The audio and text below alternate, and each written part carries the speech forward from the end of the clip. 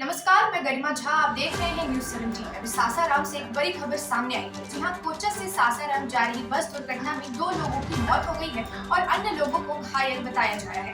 इस दुर्घटना स्थल का वीडियो आइए देखते हैं इस खबर में।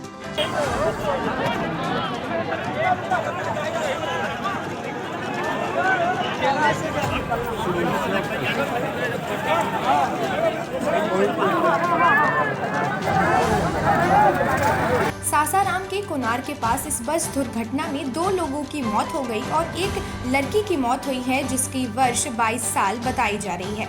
अभी भी कुछ लोग हैं जो कि बस के अंदर फंसे हुए हैं और उन्हें निकालने की कोशिश की जा रही है।